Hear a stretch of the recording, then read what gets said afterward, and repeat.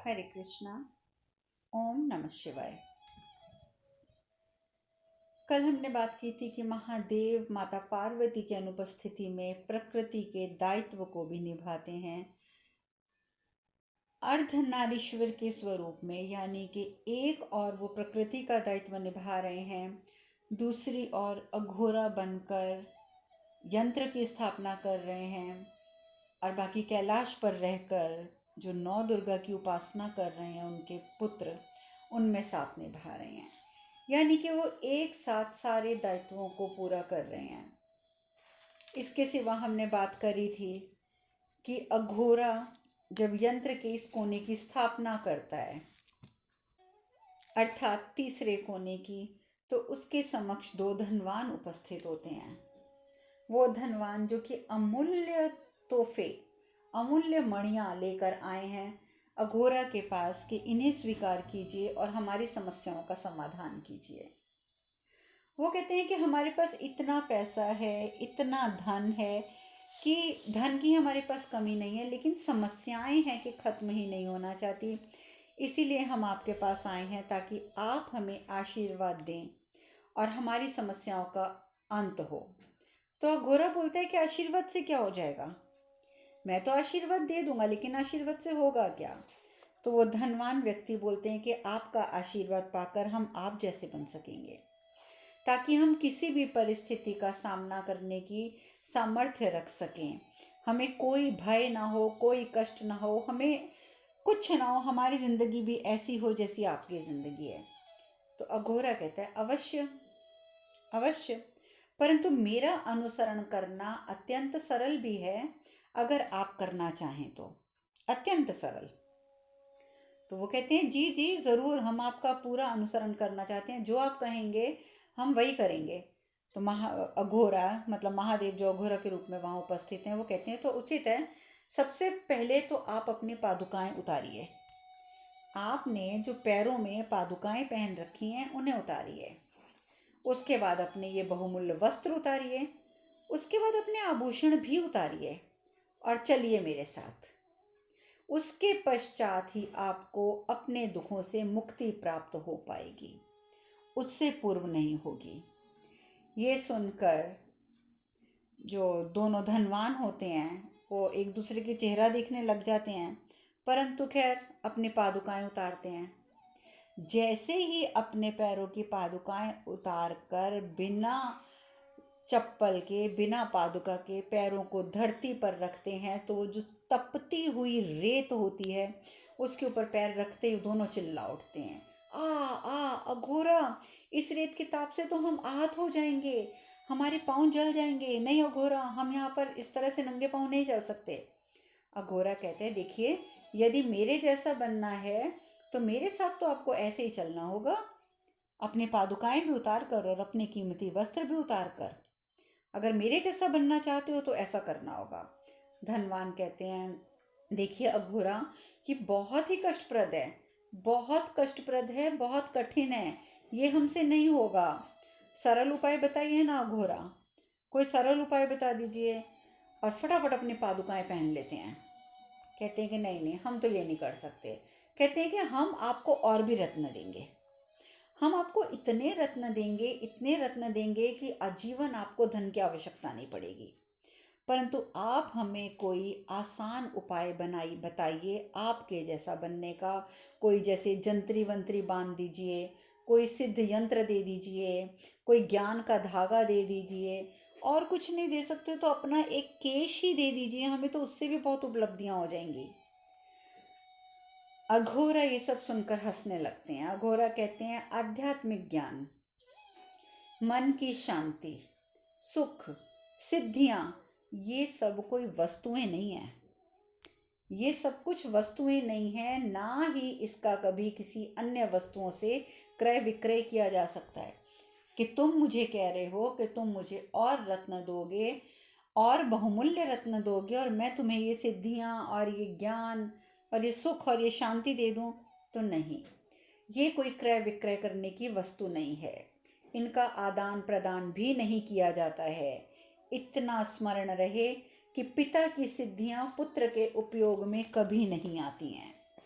यदि पिता कुछ सिद्धियां करता है और पुत्र को उन सिद्धियों का उपयोग करना है तो पुत्र को भी सिद्धियां प्राप्त करनी होंगी। ये नहीं होगा कि पिता ने प्राप्त कर ली तो वो वसीयत में अपने पुत्र को वो सिद्धियां प्रदान कर देगा। नहीं, ऐसा नहीं होता। पति की सिद्धि जो होती है वो पत्नी के उपयोग में नहीं आती है। गुरु की सिद्धियां भी शिष्य इस प्रकार से प्राप्त नहीं कर सकते हैं जिस प्रकार से तुम प्राप्त करना चाहते हो। गुरु भी जब अपनी सिद्धियां देते हैं, अगर वो शक्तिपात से दे भी देते हैं तो वो अपने उन्हीं शिष्यों को देते हैं जो तप और बल में सामर्थ्य रखते हैं उन सिद्धियों को प्राप्त करने की। परंतु सिद्धियों का और अन्य शक्तियों का, सुख शांति का क्रय विक्रय कभी नहीं हो सकता। इन्हें प्राप्त करने के लिए आपको तप करना पड़ता है, कठोर तप। तब जाकर कहीं ये चीज़ें प्राप्त होती हैं। ये कोई आभूषण नहीं है।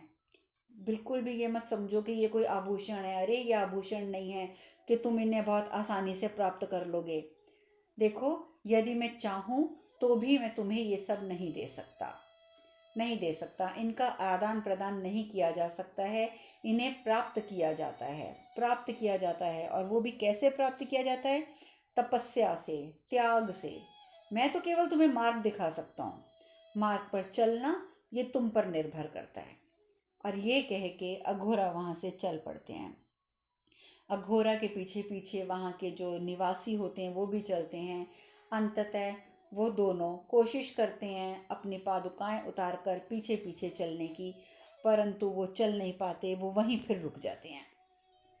उधर दूसरी ओर मणि जो होता है वो अघोरा व्रत की तैयारी करता है कि मैं व्रत करूँगा, शिव को प्रसन्न करूँगा और उनसे वरदान प्राप्त करूँगा। और वहीं तीसरी ओर कार्तिकेय जी कहते हैं, पिताजी आज 5वां दिन है, तो आज माँ के किस स्वरूप का वर्णन होगा और उस स्वरूप का वर्णन कौन करेगा? तो महादेव मुस्कुराते हुए कहते हैं कि तुम्हारी माता के आज के स्वरूप का वर्णन यानी कि 5वें दिन का वर्णन तुम्हारे नाना करेंगे।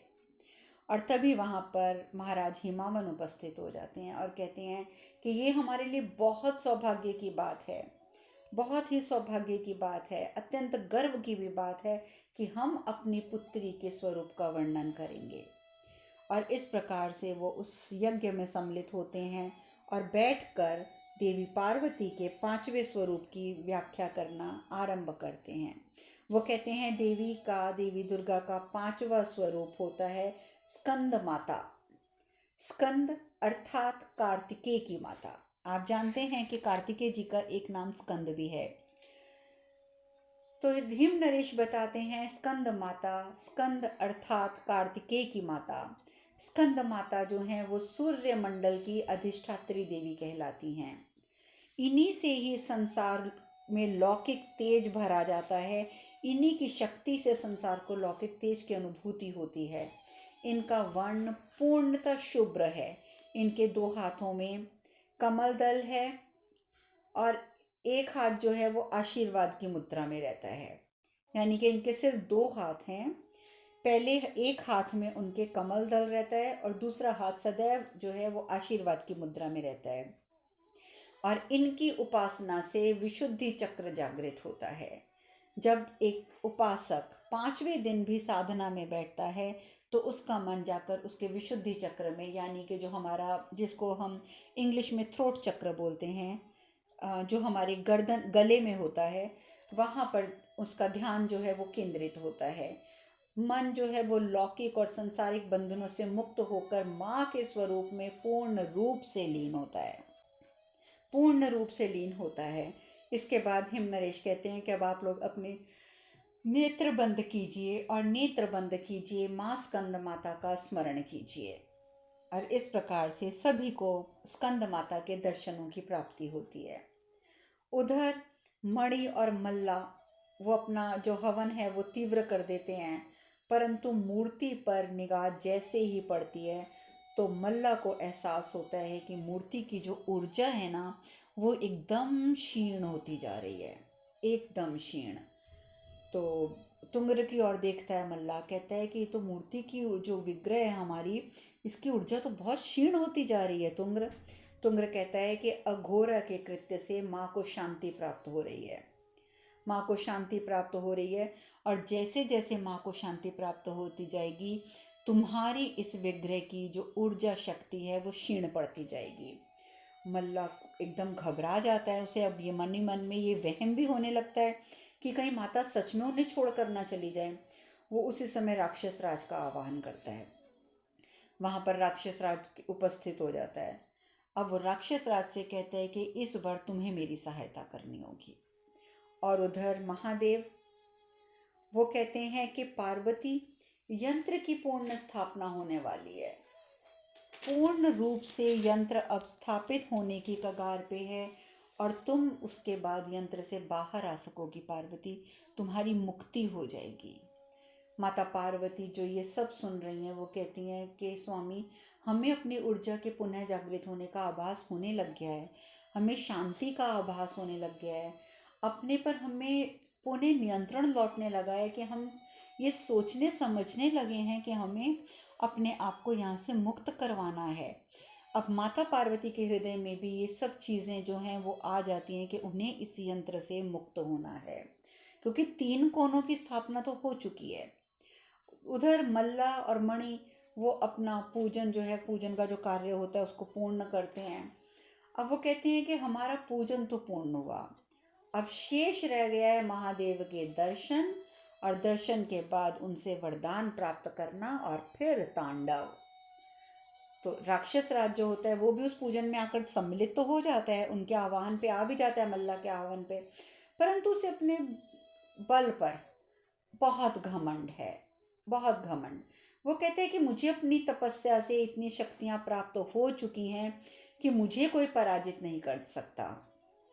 इसीलिए मुझे ना तो महादेव के दर्शनों की आवश्यकता है, ना ही उनके किसी आशीर्वाद की आवश्यकता है। मुझे किसी चीज़ की आवश्यकता नहीं है। तो मल्ला कहता है, राक्षस राज, तुम्हें ज्ञात नहीं है कि तुम ये क्या कह रहे हो। कदाचित तुम्हें ये स्मरण नहीं है कि तुम्हारा प्रतिद्वंदी कोई और नहीं है, वो अघोरा है, अघोरा। और अघोरा वो कोई साधारण योद्धा नहीं है। बिल्कुल भी ये गलती मत करो ये सोचने की कि वो कोई साधारण योद्धा है। अरे वो अत्यंत शक्तिशाली है, अत्यंत चतुर है। हमने तो उसकी शक्तियां देखी हैं, उसकी शक्तियों के उदाहरण हमारे समक्ष उपस्थित हैं। हम कैसे कहते हैं कि तुम्हें महादेव के आशीर्वाद की आवश्यकता नहीं है। और इतना और ज्ञात रहे राक्षस राज कि ये जो अवसर है ना, ये अंतिम अवसर है, अंतिम अवसर। क्योंकि यदि हमने इसमें कोई भी भूल करी तो अघोरा जो है वो यंत्र स्थापना में सफल हो जाएगा, और जैसे ही यंत्र की स्थापना होगी वैसे ही यहाँ से हमारी माता प्रस्थान कर जाएंगी। तो नहीं, ऐसा हम कुछ नहीं होने देंगे। अब तो तुम्हें महादेव का आशीर्वाद भी प्राप्त करना है हमारे साथ, ताकि तुम अघोरा को पराजित कर सको। उधर दूसरी ओर गुरु बृहस्पति जो हैं वो भी इंद्रदेव को छोड़कर और कथा में भाग लेने के लिए, उस यज्ञ में भाग लेने हेतु कैलाश पर आ जाते हैं। कैलाश पर आते हैं तो वो कहते हैं कि आज जब छठा दिन है तो छठे दिन की कथा मैं कहूँगा। और इस प्रकार से गुरु बृहस्पति छठे दिन की कथा कहना आरंभ करते हैं। गुरु बृहस्पति बताते हैं कि कद नाम का एक महान ऋषि थे जिनके पुत्र हुए कात्यायन। और ये जो कात्यायनी पुत्र थे, इन्हीं से ही कात्यायनी गोत्र भी प्रसिद्ध हुआ। और इसी प्रसिद्ध गोत्र में, कात्यायनी नामक प्रसिद्ध गोत्र में महर्षि कात्यायन उत्पन्न हुए। महर्षि कात्यायन, महर्षि कात्यायन की प्रबल इच्छा थी कि देवी पार्वती उनके घर में उनकी पुत्री के रूप में जन्म ले। बहुत ही ज़्यादा उनकी ये इच्छा थी। इसीलिए क्या किया कि महर्षि कात्यायन ने माता को प्रसन्न करने हेतु कठोर तपस्या की, कठोर तपस्या। और इतनी तपस्या करी कि अंततः माता प्रसन्न हुई। तो जैसे ही माता प्रसन्न हुई तो महर्षि कात्यायनी की प्रार्थना को स्वीकार किया उन्होंने, कि उन्होंने कहा कि मुझे तो वरदान स्वरूप सिर्फ ये चाहिए कि आप मेरे घर में पुत्री के रूप में जन्म लें। तो इस प्रकार से ऋषि कात्यायन की इच्छा पूर्ति हुई तो माता ने उनके घर में पुत्री के रूप में जन्म लिया और इसी कारण छठे स्वरूप का नाम कात्यायनी पड़ा। ऋषि कात्यायन के घर उत्पन्न होने के कारण उनका नाम कात्यायनी पड़ा। और ये जो माँ कात्यायनी का स्वरूप है ये बहुत ही ज़्यादा, जिसको बोलते हैं ना अमोघ फलदायी, वो है। इनकी 4 भुजाएं हैं। ऊपर वाले दाहिने हाथ अभय मुद्रा में रहता है और नीचे वाला दाहिना हाथ जो है वो वर मुद्रा में रहता है। बाईं और ऊपर वाले हाथ में कमल पुष्प रहता है और नीचे वाले हाथ में एक खड्ग रहता है। और इसके बाद गुरु बृहस्पति कहते हैं कि अब आप लोग नेत्र बंद कीजिए और माता के इस छठे स्वरूप का यानी कि माँ कात्यायनी का ध्यान कीजिए। वो बताते हैं कि इस दिन यानी कि छठे दिन उपासक का मन जो है वो आज्ञा चक्र में स्थापित होता है। आज्ञा चक्र अर्थात अजना चक्र अर्थात हमारा 3rd आई चक्र। परिणाम स्वरूप उपासक जो है वो माता के चरणों में अपना सर्वस्व निवेदित कर देता है और माँ की उपासना करने से धर्म, अर्थ, काम तथा मोक्ष की प्राप्ति होती है, क्योंकि इस समय हमारा जो पूरा ध्यान है वो हमारे 3rd आई चक्र यानी कि अजना चक्र में केंद्रित होता है। और इस प्रकार से छठे दिन की कथा भी पूर्ण होती है। वहीं दूसरी ओर मल्ला और मणि और राक्षस राज और काफ़ी सारे और अघोरी जो होते हैं वो शमशान में पहुंचते हैं। शमशान में पहुंचकर जो बाकी का बचा हुआ पूजन होता है उसको पूर्ण करते हैं। परंतु वो क्या देखते हैं कि ये पूजन करने के बाद वहाँ पर महादेव तो उपस्थित हुए नहीं। अब उनके पास इतना समय भी नहीं है कि वो यहाँ बैठकर और तपस्या करें, घोर तपस्या करें, महादेव को प्रसन्न करें, वरदान प्राप्त करें, क्योंकि जब तक वो ये सब करेंगे तब तक तो चौथे कोने की स्थापना भी हो जाएगी, चौथी मूर्ति की स्थापना भी हो जाएगी। ये सब कुछ सोचकर मल्ला कहता है कि जाओ राक्षस राज, जाओ और जाकर अघोरा का सर लेके आओ हमारे लिए। और वहीं दूसरी ओर अघोरा जो है वो चौथे कोने की स्थापना हेतु ध्यान मग्न बैठे होते हैं। जैसे ही ध्यान पूर्ण होता है तो अपने गंतव्य की ओर वो प्रस्थान करते हैं। वो चल पड़ते हैं जहाँ पर चतुर्थ कोना स्थापित करना है, चतुर्थ विग्रह स्थापित करनी है।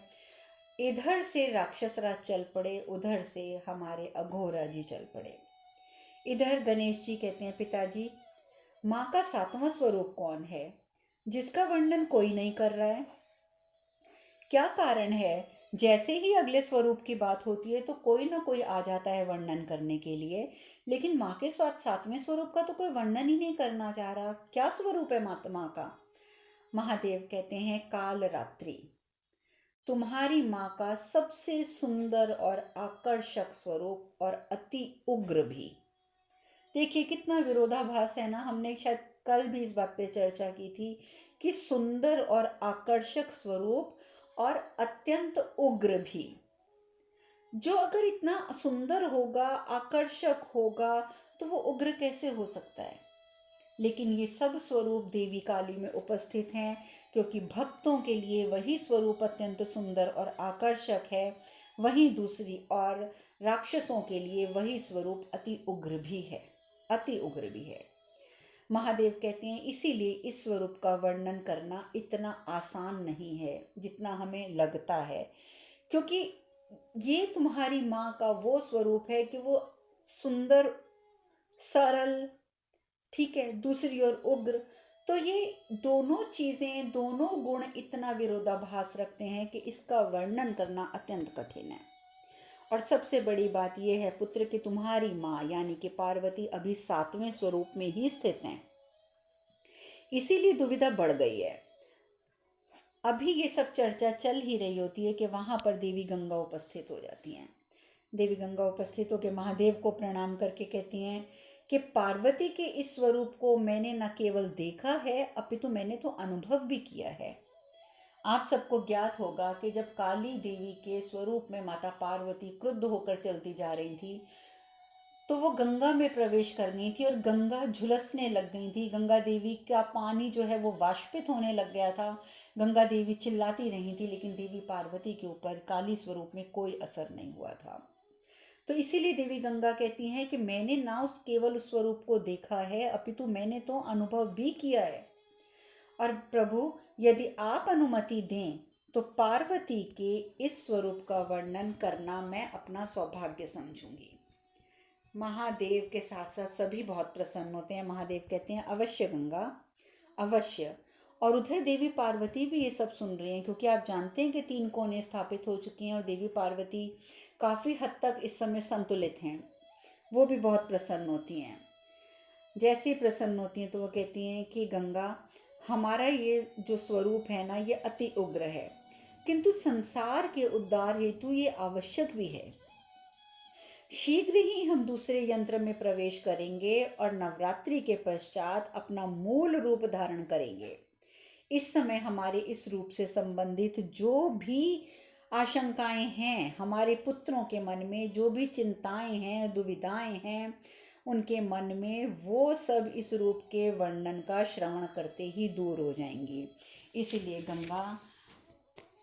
गंगा को वो बोलती हैं, इसीलिए दीदी आप इसका वर्णन कीजिए। और इस प्रकार से गंगा देवी जो हैं वो अपने आप को तैयार करती हैं माँ के काली रूप का वर्णन करने के लिए। वहीं दूसरी ओर राक्षस राज चतुर्थ कोने पर पहुंच जाते हैं और वहीं अघोरा भी पहुंच जाते हैं। अघोरा जैसे ही वहाँ पहुँचते हैं और सामने राक्षस राज को खड़ा देखते हैं तो कहते हैं, देखो मैं यहाँ युद्ध करने नहीं आया हूँ, और शुभ कार्य में सब कुछ जानते हुए अगर तुम विघ्न डालना चाहते हो तो ये तुम्हारी बहुत बड़ी मूर्खता होगी राक्षस राज। और राक्षस राज परंतु ये सब कुछ सुनकर उल्टा सीधा बोलने लग जाता है। अरे मुझे देखकर तो तुम घबरा गए, तभी इस प्रकार की बातें कर रहे हो, ये है वो है, बहुत उल्टा सीधा बोलना शुरू कर देता है। अंततः जो होना था वही होता है। महादेव के हाथों यानी कि अघोरा के हाथों राक्षस राज का भी अंत हो जाता है। राक्षस राज का भी अंत हो जाता है, उसका भी उद्धार हो जाता है, उसका भी संहार हो जाता है। चतुर्थ कोने की स्थापना हो जाती है। परंतु जैसे ही स्थापना होती है तो अघोरा कहता है, जो और लोग वहाँ पर उपस्थित होते हैं, कुछ अघोरी और जो कि अघोरा को समझते हैं कि ये जो भी करता है बोलता है वो सब सत्य है, और कुछ उस स्थान के स्थानीय निवासी जो होते हैं सब इकट्ठे होते हैं। तो अघोरा उनको कहता है कि जाओ जाकर भस्म लेके आओ। तो वो कहते हैं, वो लोग क्या करते हैं, जैसे ही जो हवन वगैरह, हवन कुंड की जो भस्म होती है जहाँ अगरबत्ती धूप बत्ती हवन सब कुछ जला होता है, तो वो उसकी भस्म ले आते हैं। कहते हैं ये लो अघोरा, भस्म आ गई।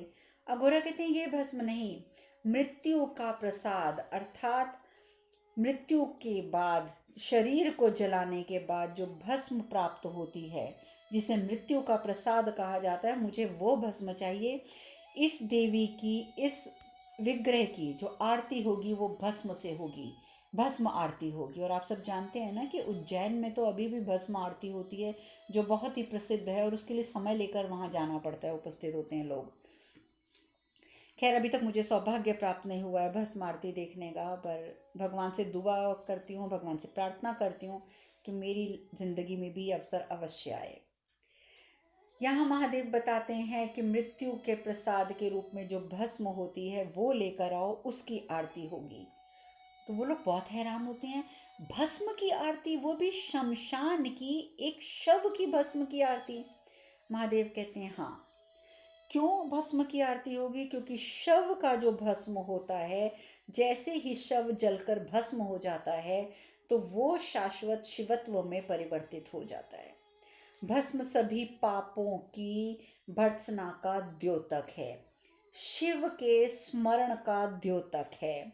शरीर पर लगाने से हमारा जो मन है वो स्वच्छ हो जाता है, और सत्व रज और तमोगुण के संतुलन का प्रतीक होती है शमशान की भस्म। जीवन की नश्वरता का प्रतीक होती है ये भस्म, सत्य का प्रतीक होती है। इसीलिए इस मूर्ति की आरती हेतु भस्म से अधिक पवित्र और उपयुक्त और कुछ भी नहीं है।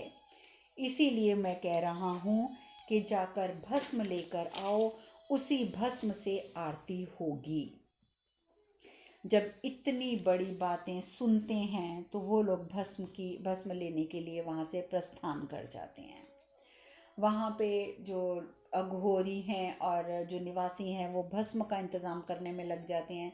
उधर मल्ला को तब तक ये सूचना प्राप्त हो जाती है तुंग्र के द्वारा कि अंततः राक्षस राज का भी अंत हो ही गया और अंतिम मूर्ति की स्थापना हो रही है। और जैसे ही ये स्थापना होगी माता यहाँ से प्रस्थान कर जाएंगी। जब तुंग्र इस प्रकार से सारी बातें बताता है, मल्ला जो है वो तो इतना क्रोधित हो जाता है। वो कहता है कि माता तो अनियंत्रित हैं, हमने तो उन्हें मंत्रों से हम दोबारा से उनको अपने यंत्र के अंदर स्थापित कर लेंगे। तुम ऐसा क्यों समझ रहे हो? तुम हमें क्यों डरा रहे हो इस तरीके की बातें करके कि माता चली जाएगी? नहीं जाने देंगे हम माता को। जिन मंत्रों से हमने पहले उन्हें यहाँ पर बंदी बनाया था, उनकी अनियंत्रित अवस्था में हम उन्हें फिर से बंदी बना लेंगे उन्हीं मंत्रों से। तुंग्र कहता है, मल्ला माता अनियंत्रित थी, माता अनियंत्रित है नहीं, माता अनियंत्रित थी, किंतु कैलाश पर हो रहे नव दुर्गा अनुष्ठान से माता को शक्ति और शांति की प्राप्ति हुई है और लगातार उन्हें शक्ति और शांति प्राप्त होती जा रही है। और जैसे ही ये यज्ञ पूर्ण होगा तो उस यज्ञ के पूर्ण होते ही वो अपने मूल स्वरूप में प्रवेश कर जाएंगी। जैसे ये सब बातें तुंग्र के मुंह से निकलती हैं, मणि तो जोर जोर से रोना शुरू कर देता है, माता माता माता माता माता माता माता माता, नहीं जाने दूंगा मैं, नहीं जाने दूंगा मैं, ये करूँगा वो करूँगा। और इस प्रकार से मणि रोते रोते और अपना हवन में लग जाता है।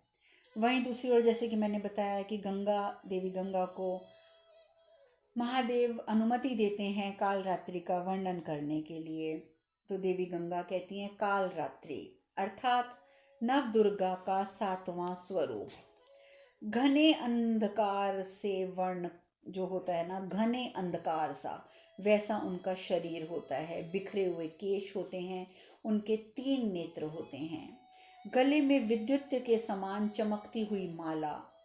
काल रात्रि अर्थात दुष्काल का अंत करने वाली। काल रात्रि का अर्थ होता है दुष्काल का अंत करने वाली, अज्ञानता का अंधकार दूर करने वाली। देवी प्रकृति का ये विंध्यवासिनी स्वरूप परिमार्जन के लिए विनाशक है और इस विनाश से निर्मलता स्थापित होती है। देवी गंगा कहती हैं कि काल रात्रि अपने भक्तों को सदैव शुभ फल देती हैं, इसीलिए इनको शुभंकरी भी कहते हैं। देवी काल रात्रि का एक और नाम होता है शुभंकरी।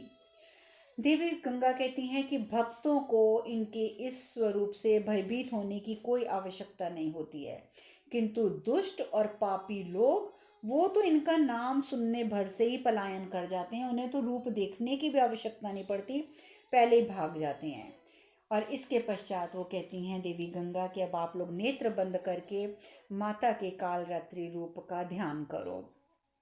सब अपने नेत्र बंद करते हैं, ध्यान करना शुरू करते हैं। देवी गंगा कहती हैं कि 7वें दिन साधक का मन जो होता है वो सहस्त्रार्थ चक्र में केंद्रित होता है, अर्थात हमारे सबसे ऊपर के चक्र यानी के क्राउन चक्र में। अर्थात उपासक के लिए ब्रह्मांड की सिद्धियों के द्वार खुलने लगते हैं। आप जानते हैं जैसे ही किसी व्यक्ति का सहस्त्रार्थ चक्र खुलना शुरू होता है तो उसे ब्रह्मांड की सिद्धियां जो हैं वो प्राप्त होने लग जाती हैं, क्योंकि सभी मार्ग खुल जाते हैं। उपासक को अग्नि, जल, जंतु, शत्रु, रात्रि किसी भी चीज़ का भय नहीं रहता है, किसी भी चीज़ का। उसे कोई आशंका, कोई दुविधा, कोई चिंता नहीं रहती है, कोई चिंता नहीं रहती है। ये स्वरूप जो होता है माँ काली का स्वरूप अत्यंत ही सुखदायी होता है, लेकिन सिर्फ भक्तों के लिए। और इस प्रकार से जैसे जैसे ये कथा आगे बढ़ती जाती है, माता पार्वती वहाँ पर पूर्ण रूप से शांत हो जाती हैं। वहीं तब तक अघोरा के पास जो भस्म होती है, शमशान की भस्म भी आ जाती है। माता की उस विग्रह को उस शमशान की भस्म से स्नान कराया जाता है उसके बाद शुद्ध जल से स्नान कराया जाता है, कुमकुम का तिलक लगाया जाता है और माता पार्वती की ओर से चौथा स्वरूप जो खड़ा रह गया था काली देवी का, वो भी वहाँ से लुप्त हो जाता है और माता पार्वती के चारों ओर अब अगर रह गई तो एक पतली सी रेखा अग्नि की।